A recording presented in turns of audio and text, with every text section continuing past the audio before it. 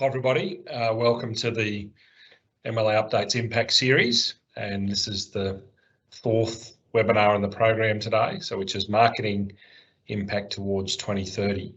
So we've been using these webinars as an opportunity to update you on the key programs that MLA has been working on, particularly those ones creating impact and supporting the industry's goal to double the value of red meat sales by 2030, which came out of the Red Meat 2030 plan that we're now into our second year of.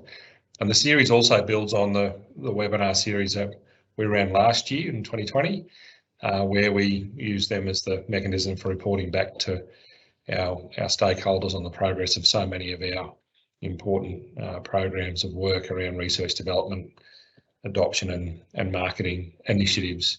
And as I mentioned, this is the fourth one of these this year, and those ones we did last year, the same as this year's, have been recorded, and those recordings are available to view on the website afterwards, and the link will come through after the recording or after the webinar today. So just a few housekeeping things as we get underway. So obviously today's session's a webinar, so that your microphone and camera will automatically be switched off. Following the presentations, there'll be a question and answer session where you'll have the opportunity to quiz the speakers from their talks by using the online function. So you'll see the Q&A function either in your top menu bar if you're on a computer, or I think there's a menu bar on the bottom if you're on a tablet, and just look for the speech bubbles with a question mark in it, and you can type a question in there and the team will answer it during the Q&A session. And if we don't get to all the questions, then we'll get answers for them and share those when we share the link to the recording as well. If there's a major event we'd lose access or connection, we'll either reconnect or get you a new connection if necessary. And we say that every time, but this is now the fourth of this year, and we didn't need to do that last year. It seemed to have, it's worked pretty well so far, but if there is a major disconnection of some sort, we'll find a way to reconnect.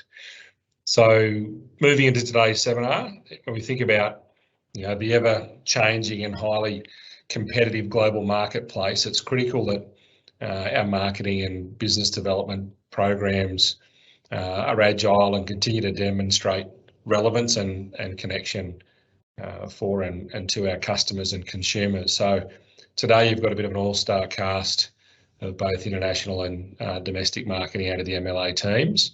So you're going to hear from Andrew Cox, who's the General Manager for International Markets, Joe Zhu, who's our Regional Manager in Greater China, Scott Walker, who's a Regional Manager for Japan and Korea, Nathan Lowe, who's our General Manager for Marketing and Insights, Graham Yardy, who's the Domestic Market Manager based here in Australia, and then Sam Burke, who's the MLA Chef and Business Development Manager.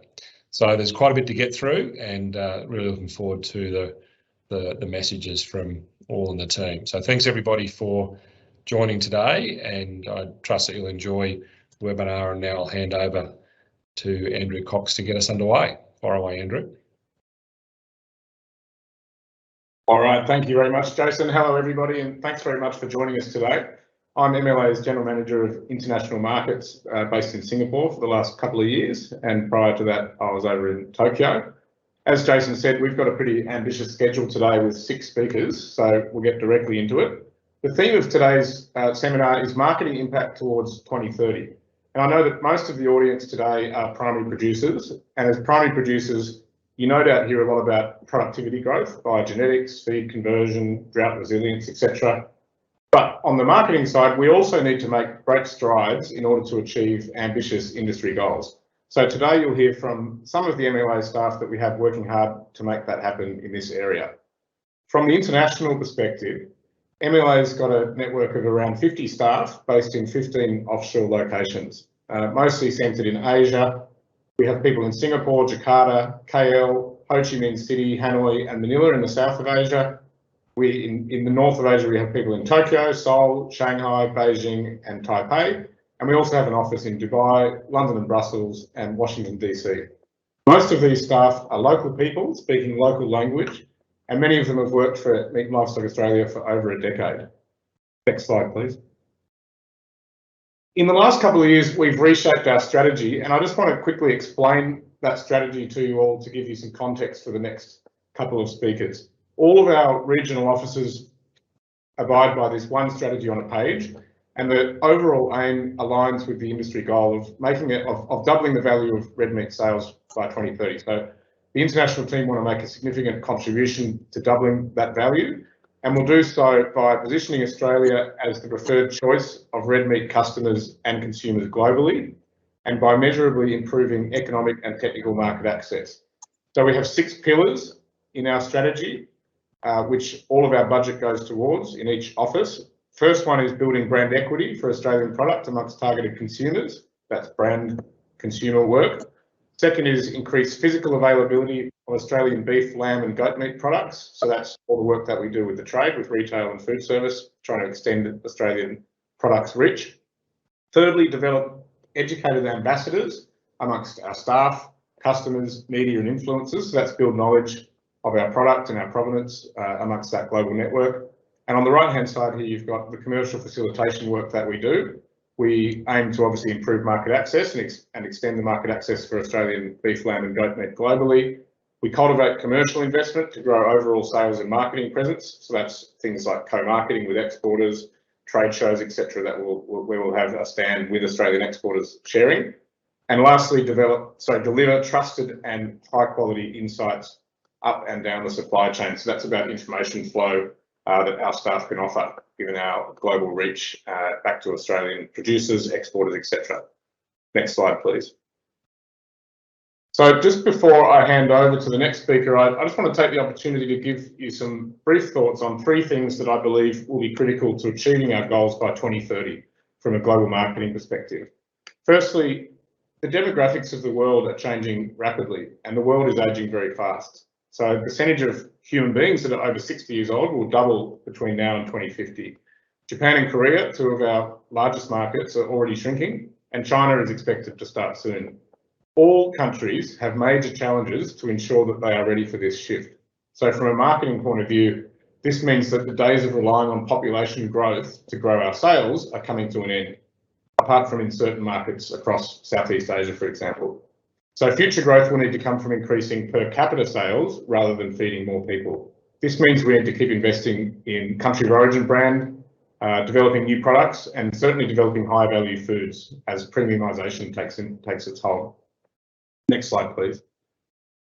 Secondly, we'll need to tackle topics of fundamental significance. When I started in food marketing, there was 4 generally accepted pillars for consumer leverage when marketing. You've got price of the product, taste, nutrition, and convenience.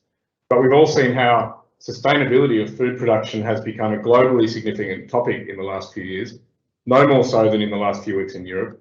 And that affects consumer sentiment, but it also spills over to government policy, to financing, etc. We know that a large effort is required from scientists and primary producers to find and adopt technologies that reduce our carbon footprint. But by the same token, on the marketing and sales side, we need a full court press as well.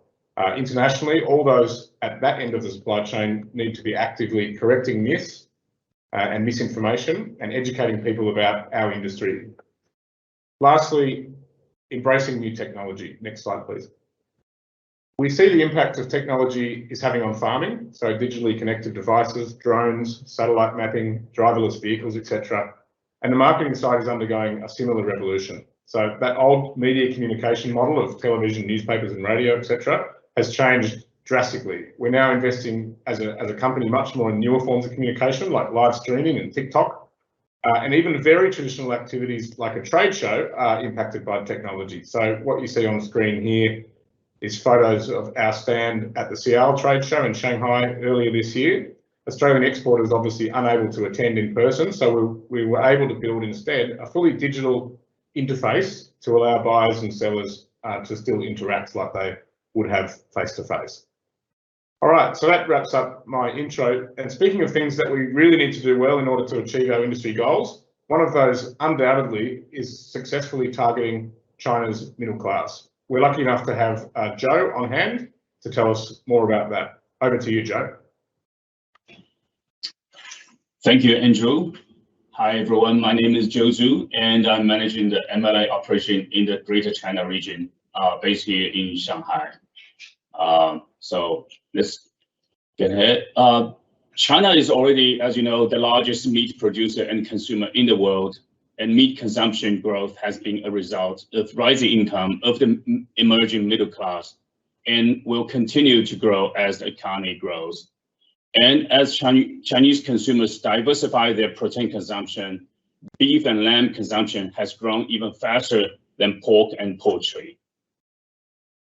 However, China's natural resource doesn't support domestic production of live cattle and sheep to keep up with such a demand growth. The gap of supply is therefore met by import.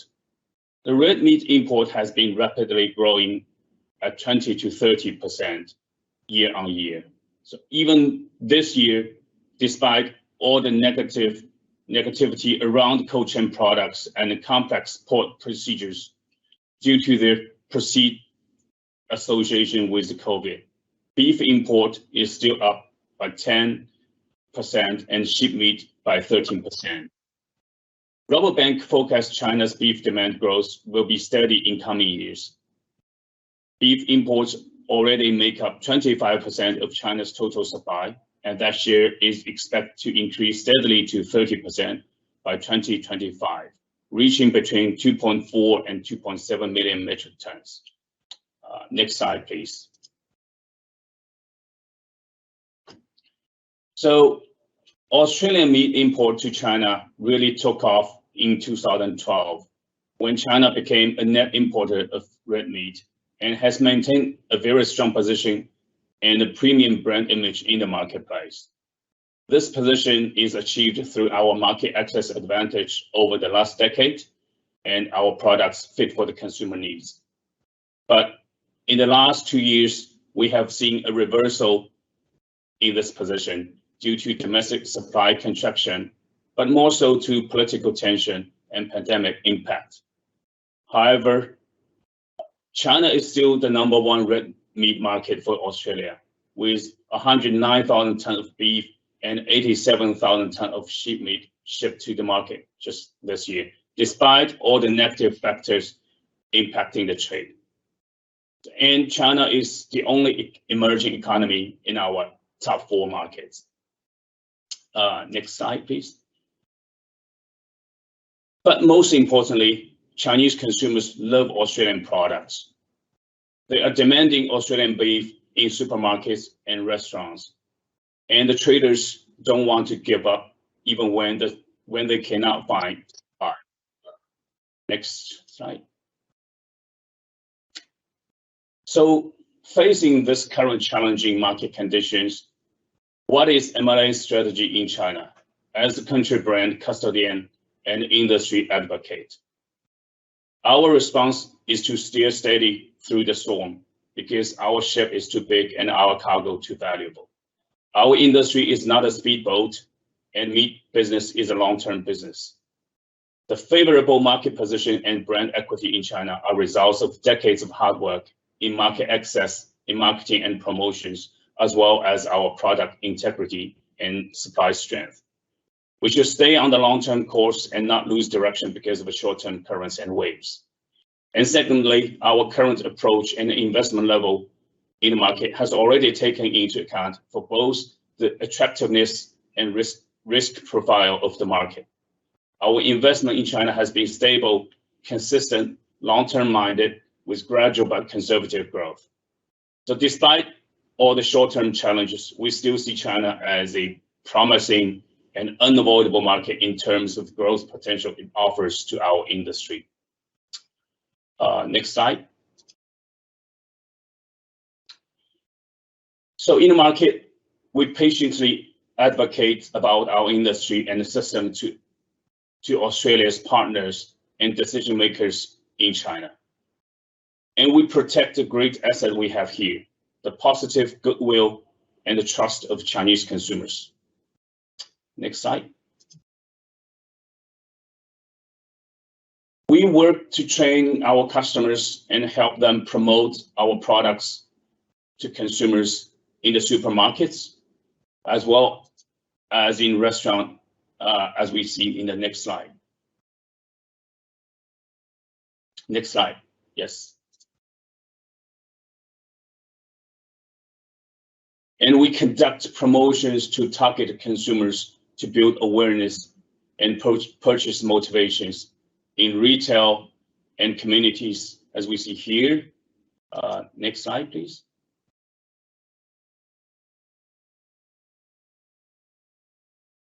And also digitally on our social media platforms. Next slide. And of course, to make an impact in a market like China, we need to speak in very big volumes, as the numbers demonstrate here on this slide. Next slide, please.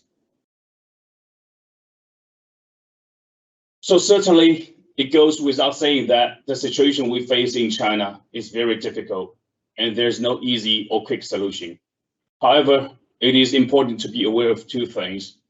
Firstly, the future outlook for protein imports to China remains extremely strong.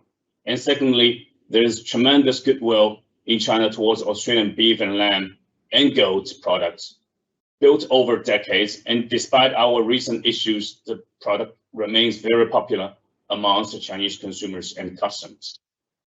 For that reason, we remain very excited about our prospects in China and are still investing in the future.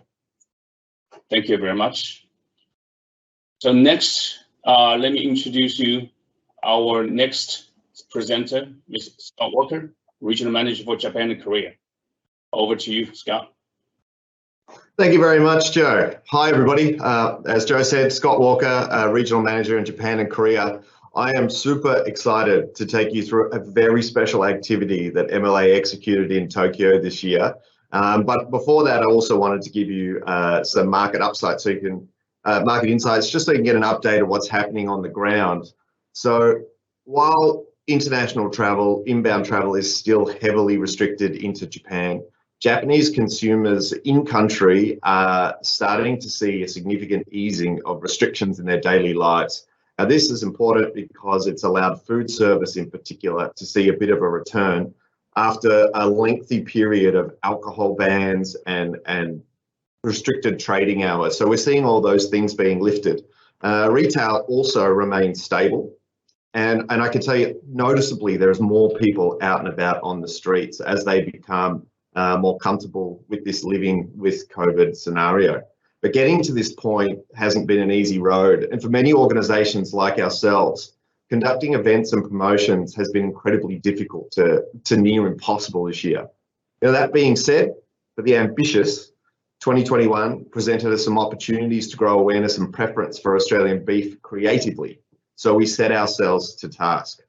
Next slide, please. So for context, Japan is our largest market for chilled beef, and over decades of brand building, loyalty and trust, Aussie beef is a brand universally known in Japan. Before moving to Japan, Andrew told me that when you introduce yourself as Australians, people will say, "Oh, Aussie beef." I can tell you that is absolutely the case.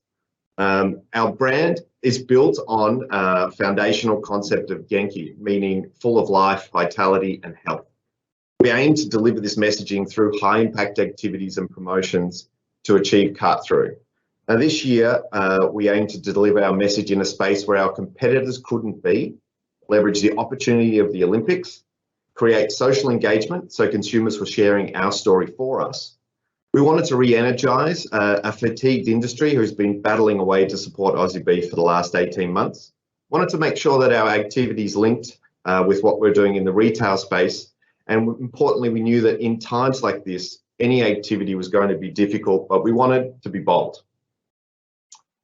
So moving on, the Olympics timing was perfect for us, as over the last few years, we have targeted the summer period with promotions centred around the growing trend of barbecuing with thick cut steaks, perfect for Aussie beef. We knew the Olympics would give us a rare opportunity to reach a wider customer base, and there'd be an opportunity to create a buzz around the Olympics actually in Tokyo. So we developed an integrated approach to reach the maximum number of consumers possible. Next slide. So the campaign encompassed 4 key elements. A Halo, Let's Barbie integrated campaign, which included digital, TV media, consumer activities, and this was backed by significant PR support. We were then able to extend this Halo into a media buy, which was nationwide during the Olympics broadcasting period, which is quite exciting, reaching those consumers who are enjoying the game from home. Next slide. For those willing to go out though, we developed a flagship offline Olympics activation called the Aussie Beef Clubhouse, and this is the front entrance to the Aussie Beef Clubhouse on the opening night. Next slide. The Aussie Beef Clubhouse was a complete takeover of the Toyosu Barbecue Beach venue, which is nestled in between the Athletes Village, the Olympic sporting venues. It has views of the iconic Rainbow Bridge and the Tokyo City skyline. The venue held upwards of 700 people in a variety of barbecue setups. And we invited Japanese consumers to come to the venue and enjoy an Australian-style barbecue with their friends and family, while also having the opportunity to watch some of the games while they did it. Next slide. Now, our key objective was to show Japanese consumers just how easy it was to cook and prepare and enjoy Aussie beef in a barbecue environment. So we developed an Australian Barbie set, which consumers could purchase and enjoy not only with Aussie beef, but also with Australian products available in Japan that perfectly complement a Barbie atmosphere. To kick things off in this photo here, we held a major media event that garnered significant interest and built expectations and demand for the barbecue pits. Now, for the 4 months of opening from this point, it wasn't long before our bookings started to fill up and book out on the weekends, and we became one of the hottest seats in town. Next slide. Now you can see here some of our experiential zones that we set up inside the venue, which included an Aussie farm, a beach, barbecue spaces. These areas made it easy for consumers to tell the Aussie beef story for us via their own social channels, and there was some pretty exciting content that was generated.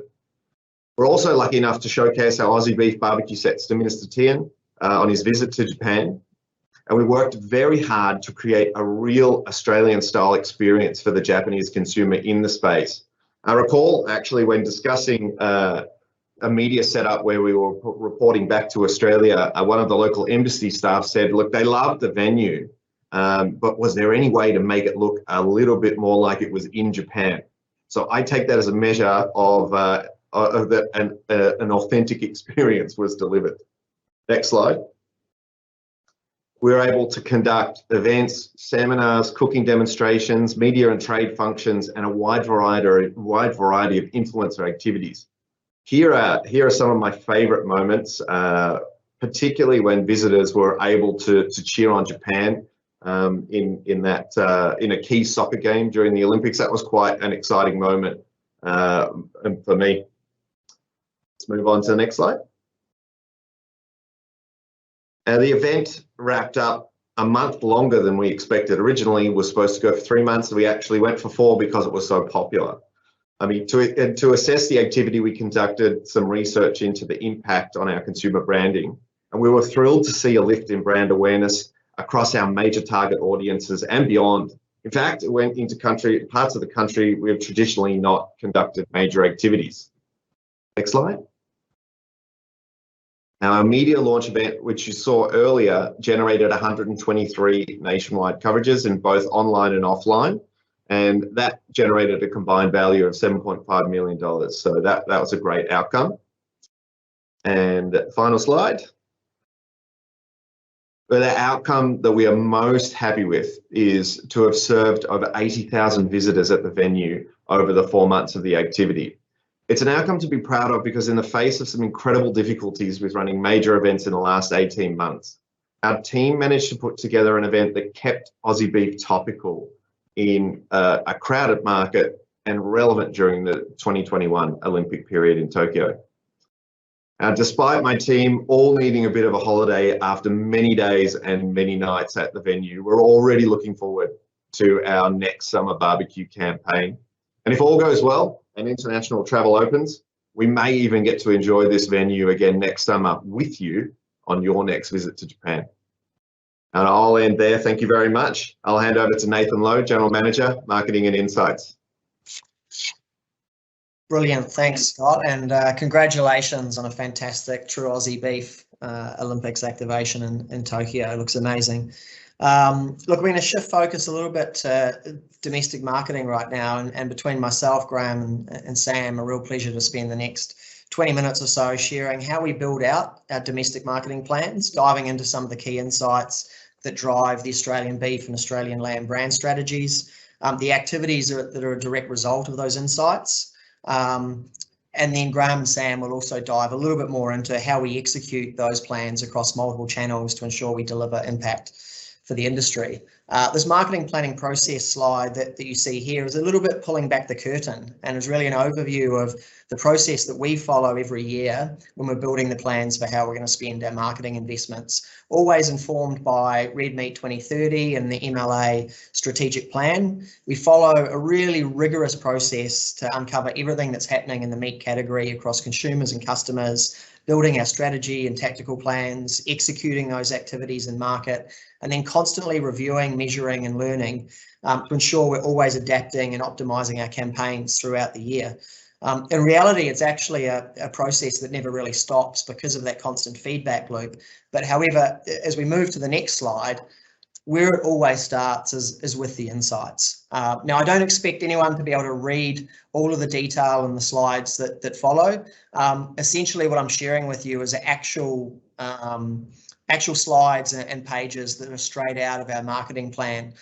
So you can kind of see how we capture it and shape it and showcase it. So we always start with the insights, and whilst we would review thousands and thousands of slides and pages of information, what we do is we break that down into sort of the core key insights that really drive what's happening in the marketplace. And this slide on screen now is actually our top 21 insights that informed this year's annual marketing plan. And I won't go through them all, but what we do is we break them into themes, because what those themes do allow us to give scale to those insights and build activity plans across the back of these themes. So if we go to the next slide, this year's marketing plan has kind of 4 key themes that really drive what we need to do in market to move consumer demand for red meat.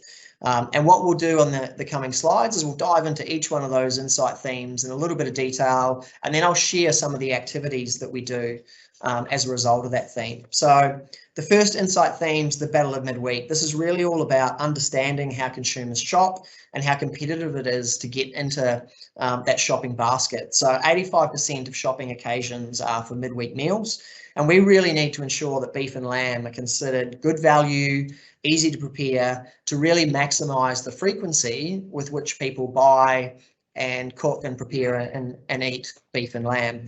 The activity on the next slide that we'll execute this year in relation to that, we're calling the greatest midweek meals. So this is beef's activity that focuses on this space, and it's really all about ensuring maximum visibility for beef during that decision-making process. It's about easy and good value recipes, and a really strong presence online wherever consumers are searching out what to cook for dinner that night. The next insight theme is we're calling for the love of meat. And this is really about everything that makes people love beef and lamb and all those sensorial attributes, the taste, the flavour, the smell that sets red meat apart from its competitors, and is one of the main reasons that consumers are prepared to pay more for beef and lamb. And so it's no surprise that one of the activities that we have this year in answer to this insight space, as we go to the next slide, is our iconic Summer Lamb campaign, which is really always about every year reminding Australians that lamb and summer go hand in hand, and also reminding people why they love lamb so much. Also, another activity on the next slide for the love of red meat is what we do in the food service space through our Rare Medium and Rare Medium Academy programs that really ensure that our great premium product is showcased at its absolute best for consumers within the food service channel. The next insight area we're calling the evolving Australian. Now, this is in some parts about ethnic diversity, but it's not just about ethnicity. It's also about the changing lifestyle, living and eating habits of younger Australians compared to older generations. And this is particularly a challenge for Australian lamb, as much of the younger population are far less familiar with eating and cooking lamb because they haven't grown up with the tradition of it on the Sunday lunch table or the dinner plate as regularly as over 40s have. So as such, straight after we've done summer lamb, if we go to the next slide, we have an activity that's designed to create new occasions for younger Australian consumers to get together and share lamb meals, to make them more familiar with this great product and increase the frequency with which they buy and consume it, and therefore become much more familiar with it and more confident in cooking it. The final insight theme, and probably no surprise, that health and nutrition has never been more top of mind. The theme's called Healthy for You. And in our category, one of the challenges we're facing is that consumers perceive chicken and seafood to have stronger associations with healthy eating. So that clearly that's something that we need to do something about. So if we go to the next slide, therefore probably no surprise that our big winter beef activity this year around the Olympics was all about healthy beef meals. And so to tell you more about how we drive impact through that campaign and how we brought that campaign to life, I'll hand over to our domestic market manager, Graham Yardy. Thanks, Nathan. Appreciate it's good to be with everyone today and talk to you about how we take those insights and we integrate our campaigns to really drive that impact. And just a reminder that you can ask questions. Please put them in the chat, and we'll get to those obviously at the end of the webinar today. So as Nathan was discussing, one of the key areas of insights and focus for us is around health and nutrition. You know, if we look at a macro sense, so, you know, right across the world, we know that health and well-being, you know, has been an increasingly important consideration for most people, especially when we're talking about food. And we've even seen it increasingly speed up in the last 2 years as the pandemic has gone around the globe. And when we look at beef specifically, what we see is it's not always considered when someone's looking for a healthier option when they're looking to cook.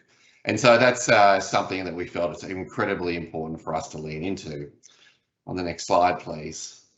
So when we dive a little bit deeper into those insights that drive this area, you know, there's some important things to understand. So there's a lot of noise around health and healthy eating. So whether it be the rise of social media and the fact that there is lots of debate and articles and content out there around what constitutes healthy eating. Some of it well researched and evidenced, and other bit is just opinion and people's own knowledge. So, and as this is compounded with people getting their information from lots of different sources, whether it be traditional media or other types of information, this has left consumers confused. People aren't really sure what healthy eating means anymore. There's lots of fad diets, products, lots of claims being made, but often what this leaves is people unsure of what they should do, when probably the best advice is actually shoot for the middle rather than follow something extreme. So moving forward, we knew that it's really important for us to give beef a voice in the health space and ensure that the very clear understanding about the role beef can play in a healthy lifestyle and in a healthy diet is really clear. And that's where our Olympic and Paralympic sponsorship has played a really fantastic opportunity in giving us a platform for scale. It will get to a lot of people. Beef is in 95% of households domestically. So for it to have impact, we needed a program that we could get to lots and lots of people. But what we also did was it gave us an opportunity to deliver that message in lots of different touch points. Yes, fantastic ad, lots of different touch points, lots of different media opportunities, but also with influencers and with our customers and right across the number of different places that consumers are looking to get their information. So on the next slide, we can see that, you know, really great quality marketing and advertising means that you're getting to as many people as possible with a really strong message. We were able to reach 18 million Australians with this program. So We planned our media really strongly, and we focused through the games period, and fantastically, because of that time zone in Tokyo with the Olympics, it was one of the most watched Olympics ever here in Australia. And it didn't help. It didn't hurt us that Australia did really well, and our star of our ad, Kelsey Lee Barber, actually won a bronze medal too, and she got some fantastic responses on social media that actually mentioned her role with beef. So that was fantastic to get that reassurance. But having great reach and reaching lots of people doesn't mean much if the quality of your message is not there as well. And when we tested the ad and tested our communication, we received really high brand recognition. So people knew it was from beef. It cut through, so people took notice, and it was highly understood. They took the key messages, which is what we really wanted. And the results speak for themselves. So we track how people are thinking and feeling about our products. And when it comes to beef, one of the questions we are always asking is, does beef make healthy meals with consumers? And as you can see, we were able to push this in the right direction, which we haven't been able to for the last few years. And we asked them, was it part of a healthy lifestyle? People agreed with us, and we saw improvement on that metric during this campaign period. So it's very positive from my point of view. So moving on. So, you know, having a big ad and lots of media is great, but we know that people are getting their information from lots of different sources, and this whole space of social media influencers has become a really critical space to authentically engage with consumers. For a lot of consumers, social media influencers have become like their best friend, like someone that they are a trusted source of information, perhaps over the fence or you know, across the hallway. And so it's really important for us to engage authentically with people that actually do include beef in their diet for all the reasons that we've been talking about. And that's what we've been able to do. And we had a great set of athletes and influencers, all who sort of embody you know, healthy lifestyles. They created 250 pieces of content for us.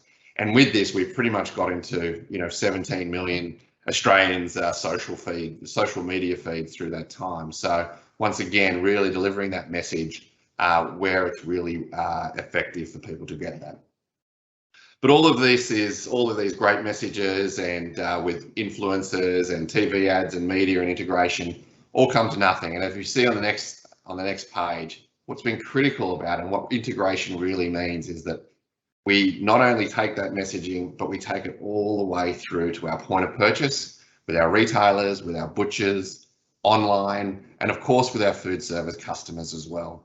And making sure that the key messages about beef, nutrition, and its role in a healthy diet is taken right through to that final point. We know people love beef and lamb, but often they are given reasons not to buy it at the place where they need to buy it or on the menu, because it's, you know, it may not be as affordable as other proteins, or it might not be seen. So really ensuring that we're really present at that point is really critical. In food service is another place we've really focused on delivering that message. Our business development manager for food service and corporate chef, Sam Burke, is going to bring us home and talk about how we work with customers and how we bring that healthy beef message to life with some of them. Thanks, Sam. Well, thank you, Graham, and good afternoon to all the participants on today's webinar. Just a short reminder, you can go to the question box if you like and ask any questions across the webinar that you may have, and we'll answer them at the end of the presentation. So Nathan talked about how our insights govern what our programs are. We talked about our excellent campaigns and how we integrate them across retail, food service, and the consumer. I'm going to bring home how we integrate those campaigns into food service. So MLA works across the entire food service sector, whether it be fine dining, travel and leisure, full service casual restaurants, our popular quick service restaurant, aged care, institutions, pubs and clubs, and home and delivery. So in total, there's not anyone that we don't deal with. If you have a look at the number of businesses at the bottom of that slide, gives you a great indication of who we deal with to drive demand of Australian red meat on menu. So 25% of red meat volume, it's a very important market that we need to be on top of our game to bring returns to Farmgate. Next slide, please. So how do we do this? So red meat is a significant input cost for food service. The price is going up. We need to make sure that commercial cookery frontline people have success of it on menu so it reappears on menu.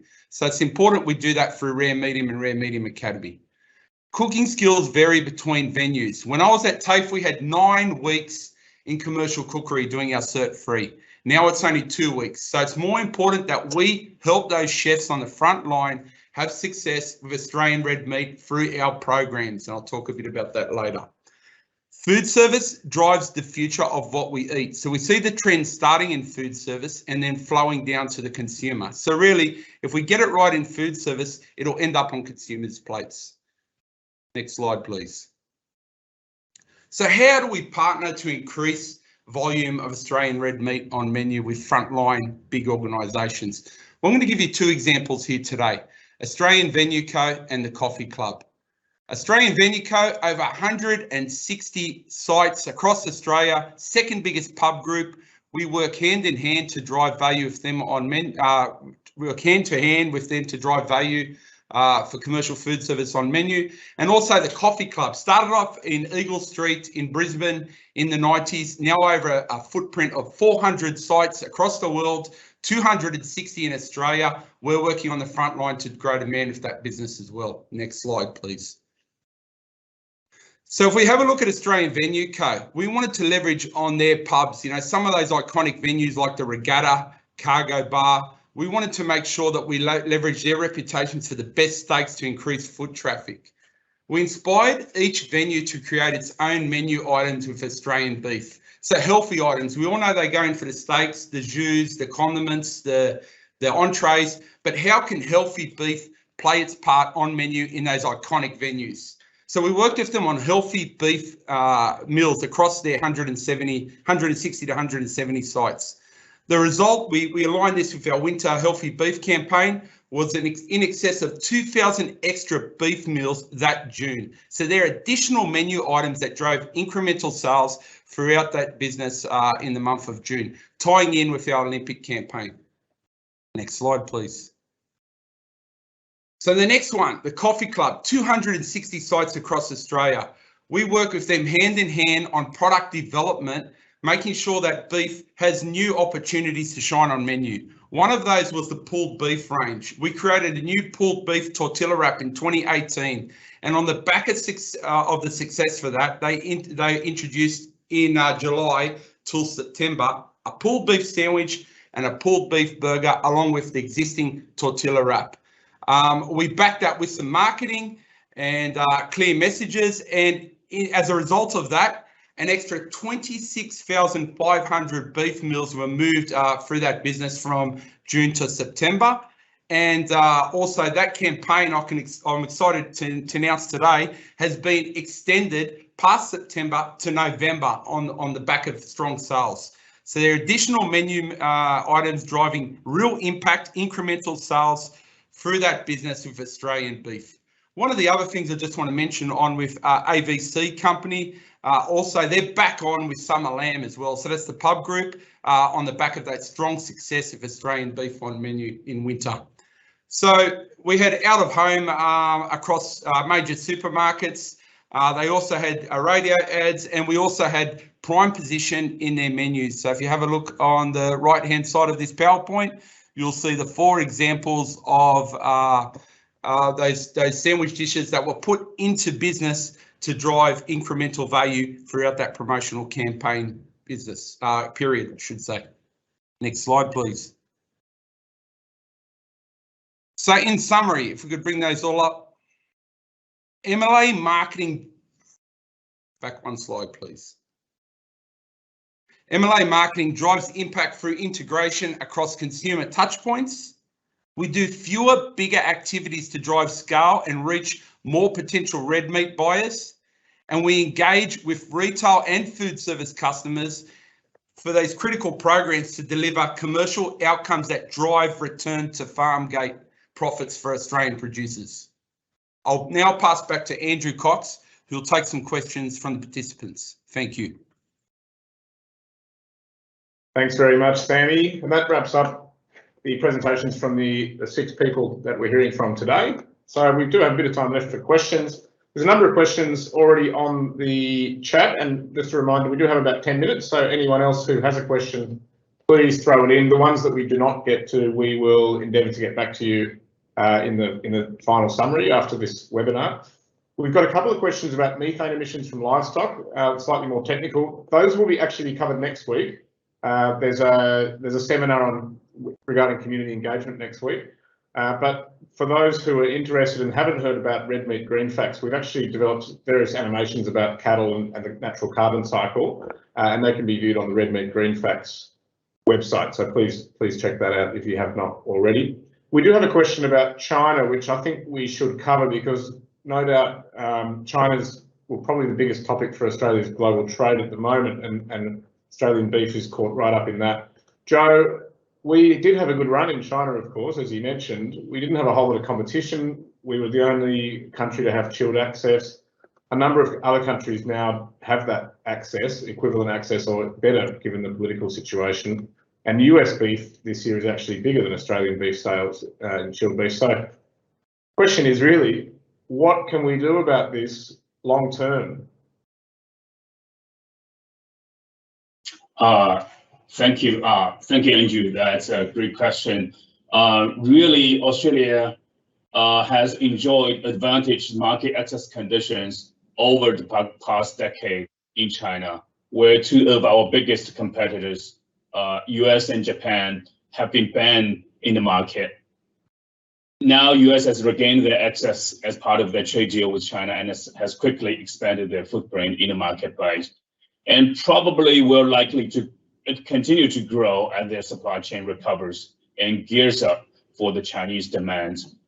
And really, there is no doubt that US, as the biggest beef producer in the world, will take up more share in China, but it will also displace, at the same time, their supply to other markets. And Australia, as a Australia's diverse export market portfolio, will enable us to capture those opportunities as they emerge. And in China, I think we see this as a return to the norm of competition as we face globally in almost every other market. And as a true global player in the industry, our strategy is always to focus on telling our own provenance story of Australia and leveraging the strength of our industry and systems as we are doing in other markets. We will continue to enhance our already strong brand equity and consumer preference towards Australian meat by supporting our customers in retail, in food service, and also by engaging with consumers directly. Thank you. Thanks, Joe. So next one, I think we've got a couple of questions on sustainability, obviously another big topic alongside China. Nathan, from your perspective, how can we as an industry market sustainability credentials of Australian red meat, and how can we generate premiums to producers? Yeah, thanks to whoever asked that question. I think if we broaden the question a little bit around what role does sustainability play in differentiation across protein, or what role does it play in our marketing campaigns? Look, certainly it's, the research we do shows us becoming much more top of mind for consumers. The consumer sentiment work that we do each year and then publish the results publicly show the growth and awareness of that, and the importance of, as an industry, from a credibility perspective, that we're doing a lot of stuff in that space. Within our marketing campaigns for Australian beef and Australian lamb, we're very much focused on the primary drivers of choice at the point of purchase. And at the moment, sustainability compared to things like price, can I find it at shelf, product quality, etc. It obviously ranks much further below those. So at a total category level, or a total Australian beef, Australian lamb level, that's why we don't overtly talk about it in our brand marketing campaigns. From a red meat positioning and from our community comms, obviously it forms a really, really important part of that. From our Good Meat platform, which you'll hear about in other webinars, sustainability messaging is really critical.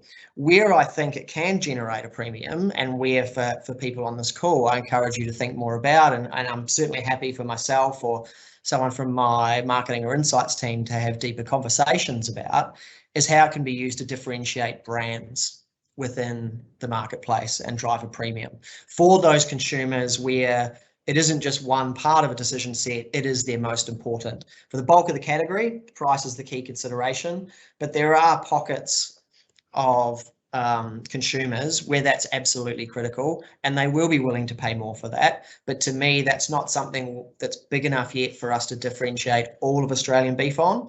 But we absolutely, I think, could see brands being very successful, positioning themselves in that space. And you only need to look at plant-based proteins. They're clearly trying to position themselves on that. But they're still less than 1% of the category. So that's kind of the little bit of reality check for the scale of opportunity from a commercial premium basis. But there's definitely a consumer out there that brand owners could go after. Thanks, Nathan. We have a question as well about social media engagement. Obviously, we've discussed, Graham, the social media engagement specific to the Olympics campaign, which was a major thrust this year. Do you want to comment as well on how MLA engages Australian consumers year-round for beef and for lamb? Sure, Andrew. Yeah, thanks. I mean, a great question and absolutely a passion of our team. And, I think when, the marketing landscape has changed and while, big, epic commercials still have their place and they're really important for storytelling about the brand and major reach and moments that we can all connect on and still have some of those sort of water cooler moments, if you like.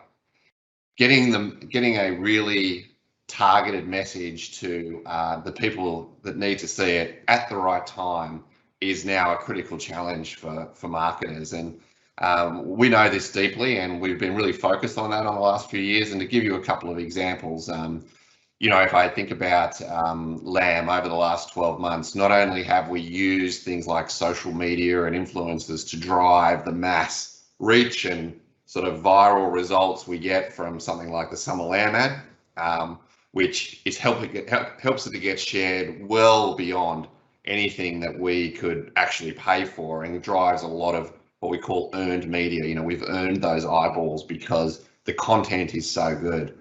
We have done that deliberately to make sure that it gets seeded right through people's social media networks. So that's on a mass scale. Then we look at how we tell the story of the brand. So something like what we did last year as part of our on our lamb program, which was Lamb Legends, and we were talking to people about prominent people about how they've brought people together, and we've partnered with Lamb to tell those stories. These are 3 to 5 minute videos that actually we've had amazing completion rates on, which is very rare to see on a lot of content platforms. So great storytelling, shareable, emotional pieces that people actually want to watch, great entertainment. So doing it at both angles. And even earlier this year, we've done a new piece on veal, which is, only consumed by 8% of the population in a year. But we did some programming on TikTok. So getting into the feeds of younger consumers who we really need to get back involved with veal in the local market. So social media increasingly important. And a little ad for next week as we talk about red meat positioning. We'll talk a lot more about how we use social media on the community side to really tell the story of industry production practices and help myth bust, if you like, some of the things that are going on there. Thanks, Graham. We have a couple of minutes left, time for 1 or 2 more questions. One on specific to lamb in Japan, Scott. Obviously, Aussie beef sales dwarf lamb in that particular market, but are there any opportunities in that country for lamb promotion? Thanks, Andrew, and thanks for the question. Absolutely.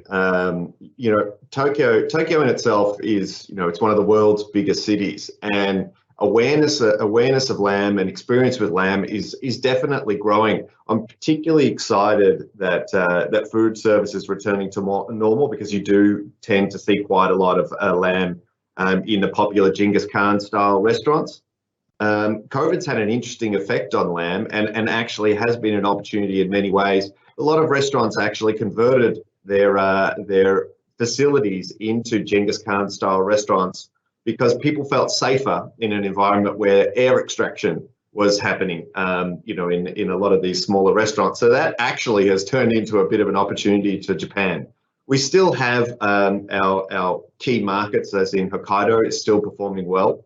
But we probably important to mention our Lambassador program. So we do try to drive promotional activities through a group of educated ambassadors. Now, this is a program that operates globally but began in Japan. It's an incredibly popular program. I can tell you, actually, we had an activity on the weekend where it was a lamb festival, and the ambassadors were showcasing a new curry products. There was 100 people in the line before they opened. They sold out before lunchtime. So there is clearly demand there. It's seen as nutritious. It's almost seen as trendy in Tokyo. So hopefully we'll see more growth moving forward. Thanks, Scott. Probably one more. We've ignored Sammy Burke, who's on the call as well. Sam, when it comes to food service in Australia, where do you think the industry gets the best bang for our buck when it comes to promotion? What sector do you think is the best opportunity for Australian beef and lamb? Yeah, good question, Coxie. So we try to work with customers with the biggest footprint. So anything from the QSRs to the big pubs and hotels, we're across them all. Transport providers, now they're returning to a norm. So there's no real impact area. We try to work with all the big ones. So FSRs are one up from your quick service restaurant, commercial caterers like big mining camps in the Pilbara, in Perth, those fast service restaurants, pubs, clubs, we're across them all. So it's really different cuts, different approaches, bespoke opportunities per customer across a wide range of what we call food service HoReCa. So the best way to see the big ones, have a look at the first slide if you play this presentation again, and you'll know that we're there with all of them working on big opportunities to shift big volume across those businesses. Thanks a lot, Sam. And that's all we've got time for today. We couldn't get to every single question, but we'll make sure that we wrap those up and respond to them in the what goes out finally to producers on our website, etc. For more information, please do check our website. There is another seminar next week, and it will cover some of the questions actually that were asked today. But for now, thanks very much for joining the webinar today, and I hope you have a good afternoon. Thank you.